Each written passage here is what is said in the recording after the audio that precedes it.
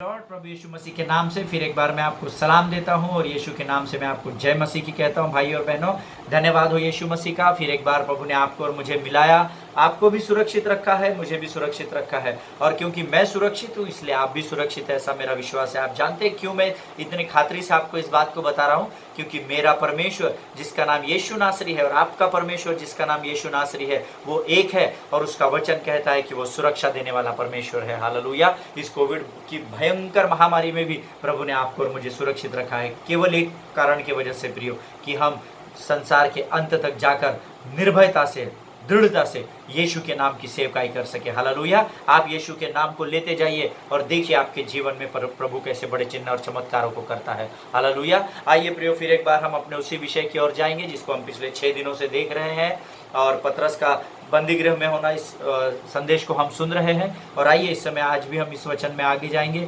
उससे पहले जीवन के इस अच्छे कार्य को शुरू करते समय हम अपने आप को परमेश्वर को समर्पित करेंगे। आमीन। आइए हम अपनी आंखों को बंद करेंगे और दुआ करेंगे। खुदावंद यीशु नासरी के नाम से सुंदर समय के लिए धन्यवाद देते हैं। क्या ही धन्य है मनुष्य जिसने बिना देखे तुझ पर विश्वास किया है। राजा प्रभु, हम तेरी विश्वास योग्यता के लिए अपने आप को नम्र और दीन करते हैं। आने वाले वचनों को तेरे हाथों में सौंपते हैं। राजा, वचन को समझने बूझने के लिए ज्ञान दे, बुद्धि दे प्रभु जी, और वचन समझकर हम बांट सके उसके लिए सामर्थ्य दे और दृढ़ता दे परमेश्वर पिता।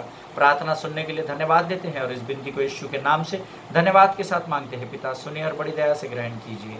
आमीन। प्रियो, यीशु मसीह के नाम से की गई हर एक प्रार्थना का उत्तर परमेश्वर पिता स्वर्ग से हमें देता है। हालेलुया। विश्वास कीजिए, जिनके कान हो वो सुन ले और जिनकी आंखें हो वो देख ले कि आत्मा कलीसिया से क्या कहता है। हालेलुया। प्रियो, आपको वचनों को गहराई में समझने की जरूरत है, तो आपके लिए वचनों को समझना और बांटना बहुत सरल हो जाता है। हालेलुया। मैं फिर एक बार आज कोशिश करूंगा कि आपको बड़ी सरलता से वचन समझा सकूं, ताकि आपके जहन में, आपके मन में और आपके हृदय में वो जा सके और आप औरों के लिए आशीष बन सके। मैं सो प्रियो, कल हमने पढ़ा था प्रेरितों के काम, उसका 12वां अध्याय, उसका दूसरा वचन, जिसमें मैंने आपको बताया था उसने यूहन्ना के भाई याकूब को तलवार से मार डाला। और फिर मैंने आपको बताया था कि यूहन्ना, याकूब, पतरस साथ में सेवकाई करते थे। बहुत जगह वो साथ में पाए गए हैं पवित्र शास्त्र में सेवकाई करते समय। यीशु के बुलाए हुए सबसे पहले चेलों में से ये लोग थे। सबसे पहले पतरस को बुलाया गया, फिर उसके भाई को बुलाया गया, उसके बाद यूहन्ना और याकूब को परमेश्वर ने चुना था। आप और हम सब जानते हैं। हालेलुया। और प्रियो, मैंने आपको ये भी बताया कि पतरस सबसे नाटा था, फिर यूहन्ना ऊंचा था, फिर याकूब उन तीनों में सबसे ऊंचा था। उसके नाम के भेद के बारे में भी मैंने आपको बताया। आज हम उससे आगे बढ़ेंगे। आमीन। प्रियो, मैं आपको याकूब के विषय में एक बड़ी भेद की बात बताना चाहता हूँ। आप भी जानते हैं, आप में से बहुत सारे लोग जानते हैं, ये पहली बार नहीं था जब याकूब को पकड़ा गया था और मार डाला गया था। इसके पहले भी याकूब को मारने की कोशिश रोमी सरकार के द्वारा की गई थी। और रोमी सरकार ने इससे पहले क्या किया था, याकूब को ये लोग एक ऊंची पहाड़ी पर लेके गए, चोटी पर लेकर गए, ऊंचाई पर। तकरीबन इतिहास ऐसा बताता है कि 100 फीट की ऊंचाई पर उसको लेकर गए और उसको उस चोटी से धक्का देके नीचे गिरा दिया गया था, है ना। ऐसा मैं नहीं कहता, ऐसा इतिहास कहता है पवित्र शास्त्र का। अगर आप उसको पीछे खंगालेंगे तो आपको मिल जाएगा। हालेलुया। आप पवित्र शास्त्र गहराई से पढ़ेंगे तो प्रभु आपको उस विषय में बता देगा।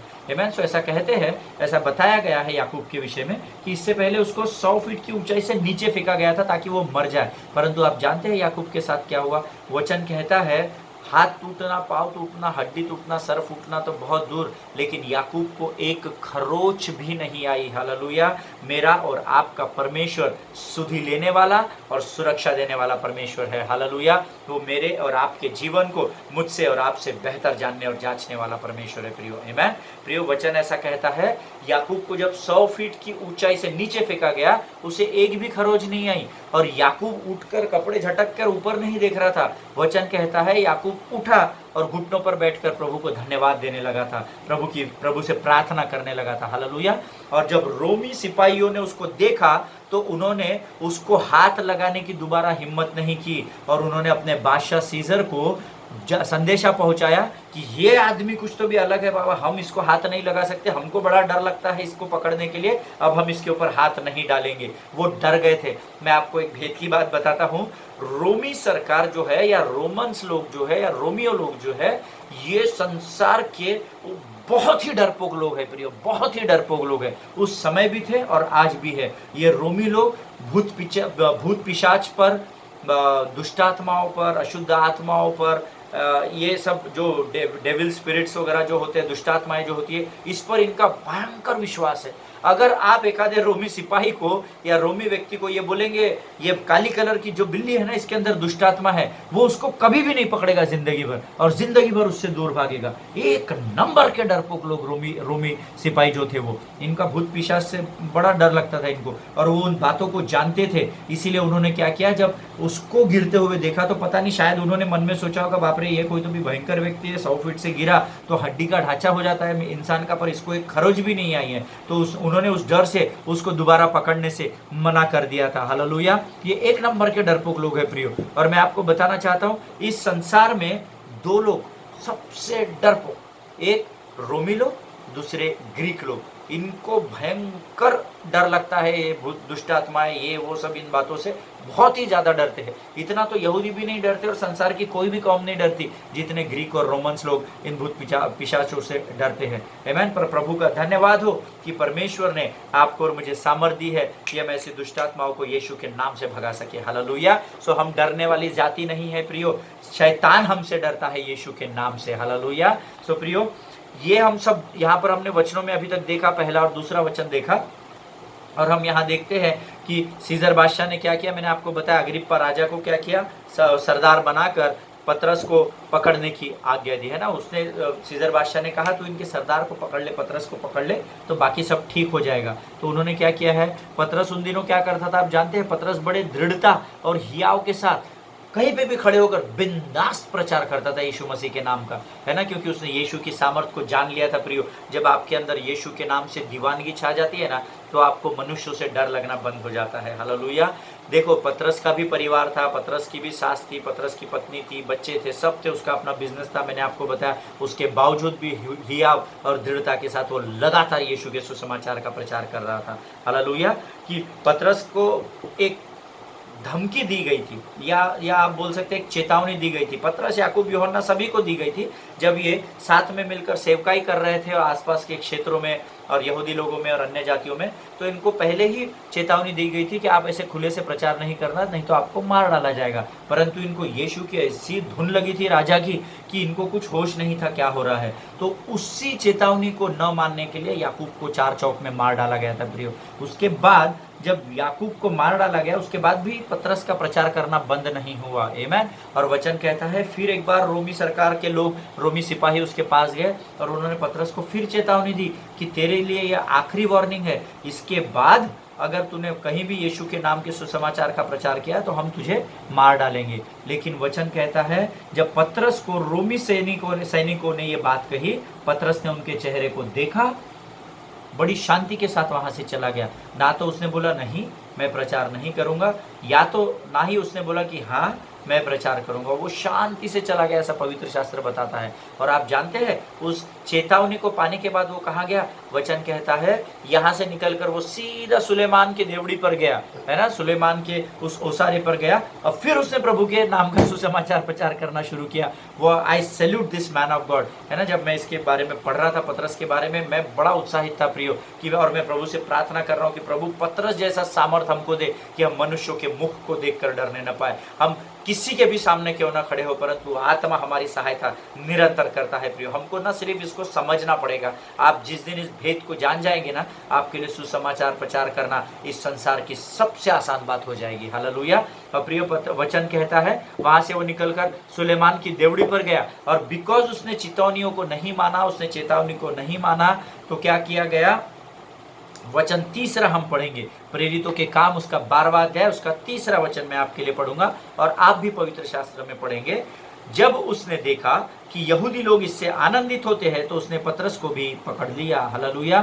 चेतावनी को नहीं माना, इसलिए याकूब को मार डाला गया। और क्या हुआ? जब याकूब को मार डाला गया तो यहूदी लोगों ने बड़ा आनंद मनाया। हाँ, बहुत ये अन्य जातियों को प्रचार कर रहे हैं यीशु के नाम से। कौन है यीशु मसीह? हम नहीं मानते, हमारा परमेश्वर तो यहोवा परमेश्वर है, यीशु मसीह को हम नहीं जानते हैं, हमने इनको मना किया था। उस चक्कर में याकूब मर गया था। परंतु वचन कहता है, तीसरा वचन, जब अग्रिप्पा राजा को पता चला ना कि यार मैंने याकूब को काट डाला, तो इनको बड़ा आनंद हुआ। तो वो चक्कर में इसने क्या किया? दूसरे दिन पतरस को भी उठा लिया। और वचन यहाँ पे हमको बताता है, तीसरा वचन, जब उसने देखा कि यहूदी लोग इससे आनंदित होते हैं, किससे आनंदित होते हैं?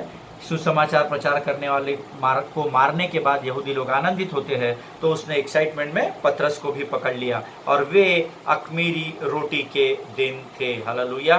प्रियो वचन कहता है जिस समय पतरस को पकड़ा गया उस समय पतरस को भी चार चौक में मार डाला जाता था, परंतु प्रभु की योजना मनुष्यों की योजनाओं से ऊपर होती है। हालेलुया। वचन कहता है प्रियो, आप अंडरलाइन कर लीजिए, वे दिन अख़मीरी रोटी के दिन थे। हालेलुया।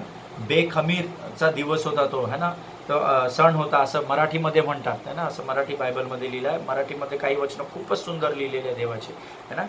सो हिंदी में ऐसा लिखा है कि वे दिन अख़मीरी रोटी के दिन थे, और अख़मीरी रोटी के जो दिन थे वो व्यवस्था के अनुसार, मूसा की व्यवस्था के अनुसार मनाए जाने वाले वो दिन थे प्रियो। और उस अख़मीरी रोटी के दिन को यीशु मसीह ने भी पालन किया था उसका। यीशु मसीह भी व्यवस्था में होकर यीशु मसीह ने मूसा की एक भी व्यवस्था को नहीं नकारा है, ना ही तोड़ा है प्रियो। हालेलुया। कितना महान परमेश्वर है मेरा और आपका। आमीन। सो वचन कहता है प्रियो, वे अख़मीरी रोटी के दिन थे और मसीही व्यवस्था के मूसा की व्यवस्था के अनुसार यीशु मसीह ने भी उस अख़मीरी रोटी का पूर्ण पालन किया था। हालेलुया। और ये वही समय है प्रियो, ये अख़मीरी रोटी का समय वही समय है जब प्रभु ने एक नए कार्य को आरंभ किया था, और वो कार्य था प्रभु भोज का कार्य। हालेलुया।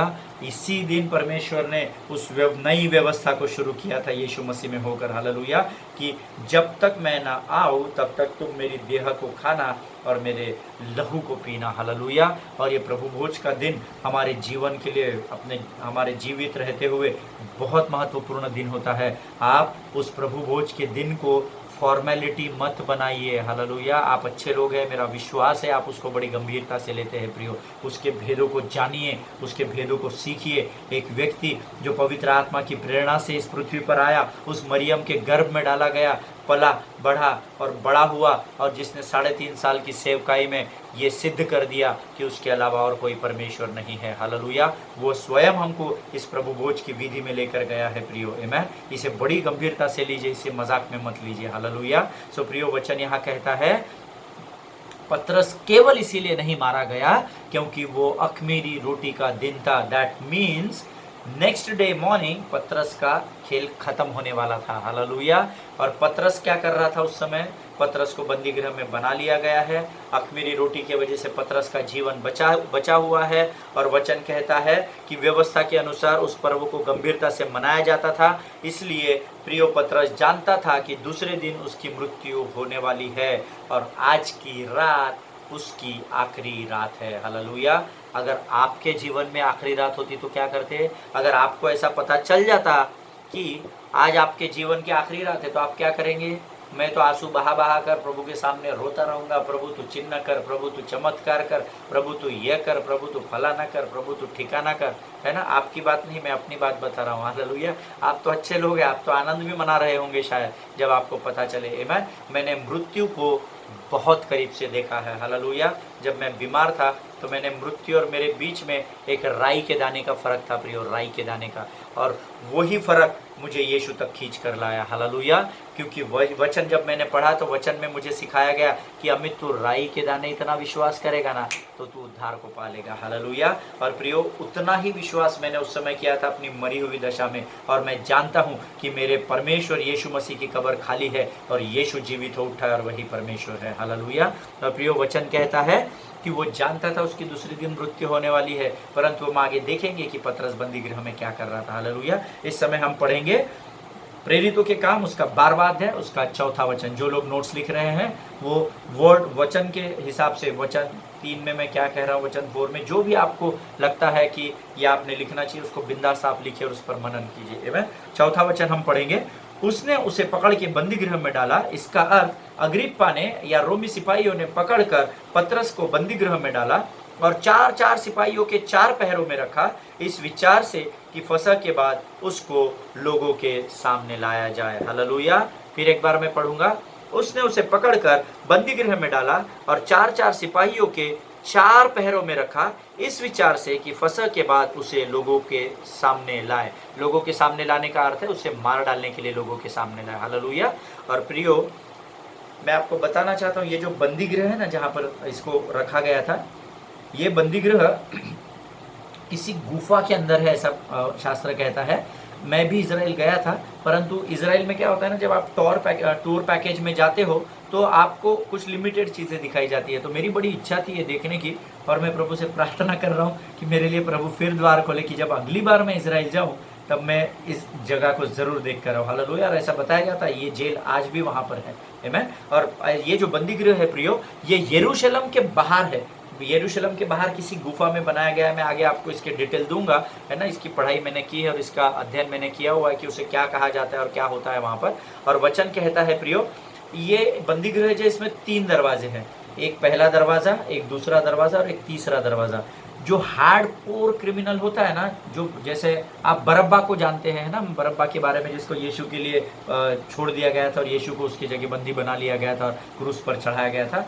बरब्बा जैसे भी अधिक, मैंने बरब्बा के विषय में ऐसे कहते हैं कि बरब्बा बहुत क्रूर था, पर बरब्बा भी दूसरे द्वार के अंदर उसको कैद किया गया था। उससे भी जो क्रूर व्यक्ति है उसको तीसरे द्वार के अंदर बंद करते हैं, जहां पर मैंने आपको बताया था, है ना, इटालियन वर्ड भी मैंने आपको बताया था, जो मैंने पिछले दिनों आपको बताया, आप जांच लीजिए उसको कहते हैं काल कोठड़ी में, जहाँ सिर्फ अंधेरा है, बाकी कोई कुछ दिखता नहीं है अंधेरे के अलावा। आपके बाजू कोई व्यक्ति खड़ा है वो भी आपको नहीं दिखता है, खाली आवाज़ आएगी अगर वहाँ कोई रहेगा तो। हालेलुया। सो वहाँ उस बंदीगृह में ना, इस बंदीगृह में 3 द्वार है और पतरस को इस काल कोठड़ी में तीसरे द्वार में क्या पीछे रखा गया है, ऐसा वचन हमको बताता है ना। हम आगे इसमें और देखेंगे, गहराई में जाएंगे, और यह वचन बताता है प्रियो कि उसकी रखवाली है ना। अगर हम जो हमने चौथा वचन पढ़ा ना, उसमें ये लिखा है, उसे बंदीगृह में डाला गया और 4-4 सिपाहियों के 4 पहरों में रखा गया ना, रखवाली के लिए रखा गया है ना। एक हिंदी बाइबल कहता है रखवाली के लिए, पर प्रियो एक्चुअल वो वर्ड रखवाली नहीं होना चाहिए, है ना। रखवाली किसकी करते हैं? घर की रखवाली करते हैं, बैंक की रखवाली करते हैं, प्रॉपर्टीज की रखवाली करते हैं, है ना। रखवाली किसी की करना है, यानी उसको सुरक्षा देना होता है। हालेलुया। ये रखवाली शब्द यहाँ गलत आया है, इसको गार्ड करने के लिए यहाँ नहीं रखा गया था। एटीएम की रखवाली होती है ना, ताकि एटीएम में चोरी ना, उसकी सुरक्षा के लिए इसको इसलिए बंदीगृह में रखा गया था। ये 4-4 लोगों के, यानी 16 लोग इसका पहरा दे रहे थे प्रियो। 4-4 की 4 टुकड़ियां, ऐसा पवित्र शास्त्र बताता है। हम ये वचन गहराई में सुनते ही नहीं है, इसलिए हमको वचन आधे समझ में नहीं आते। हम इसको चंदा मामा की कहानी समझते हैं, पढ़ते हैं, जहन में रखते हैं, बड़ा मजा आता है हमको। अरे वाह वाह, अच्छा है, पतरस बंदीगृह में था, फिर स्वर्गदूत आया, हम ख्वाबों में चले जाते हैं। हालेलुया। आप सच्चाई को जानिए।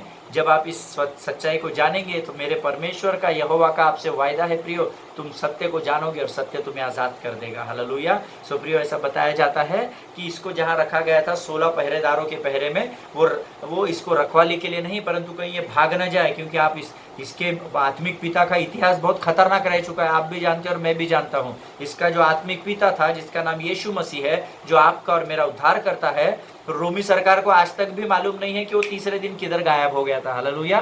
सो वो बड़े डरते थे ये सेवकों से, सुसमाचार प्रचारकों के से, क्योंकि इन्होंने इनके इतिहास देखे थे कि अरे बाबा, इसका आत्मिक पिता तीसरे दिन कब्र में से, यहाँ तो कम से कम 16 सिपाही पहरा दे रहे हैं, और वचन आगे बताता है कि इसको देख भी रहे हैं, है ना, इसको देख रहे हैं, मैं आपको आगे बताऊंगा। परंतु यीशु को तो उस कब्र में रखा गया था, पत्थर से बंद कर दिया गया था, ताकि एंट्री और एग्जिट दोनों बंद, पर वहां से भी इसका परमेश्वर गायब हो गया था। इसलिए रोमी सरकार बड़ी डरी हुई थी।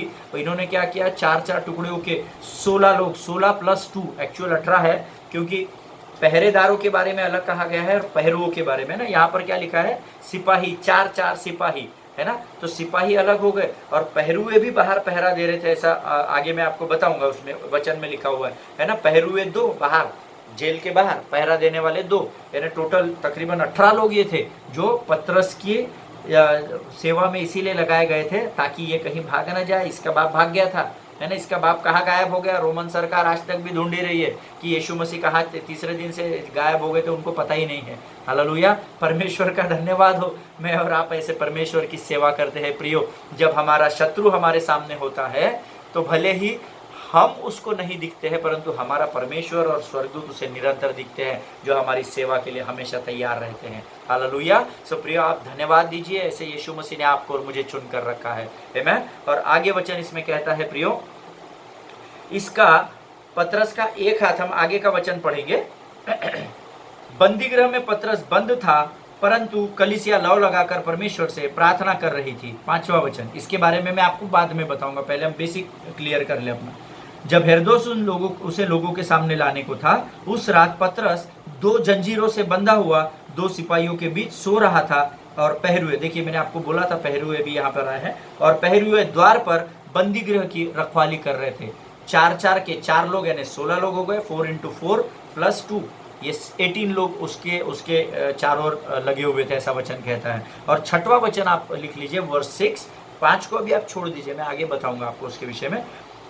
जब हेरोदेस उसे लोगों के सामने लाने को था, उस रात पतरस 2 जंजीरों से बंधा हुआ 2 सिपाहियों के बीच में सो रहा था और पहरुए द्वार पर बंदी गृह की रखवाली कर रहे थे। इसका अर्थ है बंदी गृह के अंदर भी सिपाही थे, बंदी गृह के बाहर पहरुए थे। हालेलुया। अब मैं आपको बताता हूँ, जंजीर ऐसी पतली सी नहीं थी, अपनी नायलॉन की रस्सी जो होती है जिसपे कपड़े सुखाते हैं ना, वैसा नहीं था, है ना। ये मोटी मोटी जंजीर है। आप मेरे एक मित्र है, प्रभु के बड़े अभिषिक्त दास है, वो मुझे इस विषय में बता रहे थे कि वो एक लोहार के पास गए थे इसका अभ्यास करते समय, इसका मनन करते समय, और उन्होंने लोहार से बात की और लोहार ने उन्हें बड़ी भेद की बातें बताई कि आज तो टेक्नोलॉजी आ गया भैया, हमारे पास बहुत सारी मशीन से कटिंग होता है, बेंडिंग होता है। उस समय तो सिर्फ छिन्नी हथौड़ी से होता था, और थोड़ा भी डाया गलत हो गया आपका तो वो सलाख फेंक दो, वो जंजीर फेंक दो, या तलवारें बनाई जाती थी, तलवार का डाया थोड़ा भी ऊपर नीचे हो गया, उसकी धार नहीं बनी तो उसको वेस्टेज में डालना पड़ता था, फिर ना इसे बनाना पड़ता था, है ना। सो बहुत कठिन काम था। तो ये मोटी मोटी सांकले और जंजीरें उस समय बनती थी, और वचन कहता है कि एक हाथ पतरस का इधर जंजीर में बंधा हुआ है, जो हमारी पुलिस वाले लोग यूज़ करते हैं ना, जो मूवी में दिखाते हैं, छोटे से लॉक होता है, हथकड़ी जिसे बोलते हैं, वैसा पतला सा नहीं था, ये मोटी मोटी जंजीर है ना, जो आपके हाथ पे अगर लगे तो आपकी हड्डियाँ और आपका हाथ ऐसा लूज पड़ जाए, इतनी मोटी जंजीर है। और वचन यहाँ कहता है प्रियो, एक जंजीर का सिरा इधर और एक जंजीर का सिरा वो साइड जो पतरस के सिपाही खड़ा है उसके हाथ में बंधा हुआ होता था, ताकि ये भाग ना जाए। दूसरा सिरा इसके दूसरे हाथ में, उसका दूसरा जो कोना होता था वो उधर के सिपाही के हाथ में। ऐसी परिस्थिति में वचन कहता है पतरस क्या कर रहा था, घोड़े बेच के सो रहा था, किसके जैसा, जैसा यीशु मसीह उस तूफान में नाव में नीचे सो रहा था। हालेलुया। मैंने आपको पहले के अध्ययन में बताया है कि पतरस और पौलुस के ऊपर प्रेरितों का काम पूरा पुस्तक आधारित है, और पतरस ये जो कैरेक्टर है ये हर चीज़ वही करने को देखता था जो यीशु मसीह ने की है। यीशु मसीह पानी पर चल कर आया, पतरस ने बोला ऐसा क्या, मेरे को भी पानी पर चला। वहाँ पर उसने लकवे के रोगी को चंगा किया यीशु ने। यहाँ पर हमने देखा एनियास को उसने चंगा किया, है ना, हमने पिछले दिनों वचन पढ़े थे। अभी यहाँ पर भी देखिए, उतनी भयंकर परिस्थिति में यीशु मसीह उस नाव के निचले भाग में सोया था। पतरस को मालूम था कल मेरी सुबह मृत्यु होने वाली है, पर वचन कहता है यहाँ पतरस भी बिंदास सोया हुआ था। हालेलुया।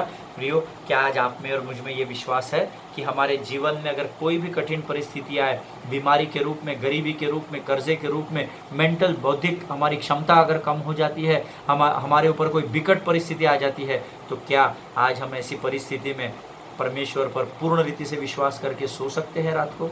मैंने आपको बताया, अगर मैं इसकी जगह होता, मुझे पता है कल मैं मरने वाला हूँ, तो आज मैं रात भर प्रार्थना करते रहता, कि इस आशा में, इस होप में कि कहीं मैं प्रार्थना करते करते जीवित न रह जाऊँ, है ना। डर से भले ही प्रार्थना करता था, परंतु धन्य हो परमेश्वर का जो यहोवा के पवित्र भाई के विषय में हमें सिखाता है। हालेलुया।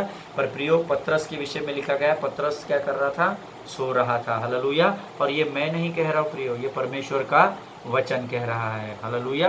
प्रियो, जैसे पतरस इस बंधन में बंधा हुआ था, आज आप में और मुझ में, हमारे सराउंडिंग्स में और हमारे अंदर ऐसे बहुत से लोग हैं जो किसी ना किसी बंधन में बंधे हुए हैं। हालेलुया। ये तो शरीर का बांधा हुआ जंजीर था, बंधन था, है ना, परंतु आज आप और मैं, हम भी बहुत सारे बंधनों में। मैं आपको बताऊं, जो जेल में कैदी होता है ना, जो गुनहगार होता है, जिसके ऊपर ट्रायल्स के लिए जिसको सेंट्रल जेल में रखा जाता है, या जिसका गुनाह साबित हो जाता है और उसको सज़ा दी जाती है, तो उसको पता होता है कि उसको किस बात की सज़ा मिल रही है, बराबर है। अगर एक आधे खूनी के ऊपर खून की सज़ा का, खून का इल्ज़ाम लगा है, और अगर वो अंडर ट्रायल है, उसका गुनाह साबित होने का है, उसकी केस कोर्ट में है, परंतु उसे जेल में रखा गया है, तो उसको पता है कि वो किस गुनाह के लिए यहाँ पर रखा गया है ना। और जो ऑलरेडी साबित कर चुका है कोर्ट कि इसको 7 साल की कैद दी जाती है, उसे भी पता है कि उसे किस गुनाह के लिए 7 साल की सज़ा मिली है। परंतु आज आप में और मेरे में ऐसे बहुत लोग हैं, और हम भी उसमें शामिल है प्रियो, कि आज हम जिन बंधनों में बंधे हुए हैं ना, जिस बंदी गृह में हम बंधे हुए, हमको पता ही नहीं है कि हम किस बंदी गृह में बंधे हुए हैं। हालेलुया। हम शरीर की अभिलाषाओं में इतने घूम गए गए हैं कि हम जानते ही नहीं हैं कि हम किन जंजीरों में जकड़े हुए हैं। हालेलुया। क्योंकि हम जिन जंजीरों में जकड़े हुए हैं, मैं आपको बताता हूँ, कुछ लोग हैं जो अहंकार की जंजीर में जकड़े हुए हैं, कुछ है गरीबी की जंजीरों में है, कुछ शायद कर्जे की जंजीरों में हो सकते हैं, कुछ बीमारी की जंजीरों में हो सकते हैं। आमीन। और आप जानते हैं, एक सिरा उसका हमारे यहाँ बंधा हुआ है और उसका दूसरा सिरा अंधकार की ताकतों ने पकड़ कर रखा है। प्रियो, आपको जानना बहुत ज़रूरी है कि आप आपके जीवन में किस जंजीर में बंधे हुए हैं। आमीन। मेरा विश्वास है, जब मैं इस समय आपसे बात कर रहा हूँ, प्रभु की आत्मा मुझे बता रही है कि मेरे द्वारा परमेश्वर की आत्मा आपसे भी बात कर रही है। हालेलुया। प्रियो, आपको सोचना है और आपको इस पर मनन करने की ज़रूरत है और इससे बाहर निकलने की ज़रूरत है। हालेलुया। परमेश्वर का धन्यवाद हो। हमारा समय समाप्त हो गया है और हम कल एक बार फिर मिलेंगे। इसी वचन में हम आगे जाएंगे। प्रियो, आगे हम और गहरी बातों को सीखेंगे। तब तक अपने परिवार में सुरक्षित बने रहिए। राज्य सरकार के, भारत सरकार के दिए गए निर्देशों का बड़ी नम्रता से पालन कीजिए। हालेलुया। जिससे हम यीशु के गवाह बन सके। आमीन। तब तक के लिए सुरक्षित रहिए और लोगों के लिए निरंतर प्रार्थना करते रहिए। Hallelujah. All the best and all glory to God.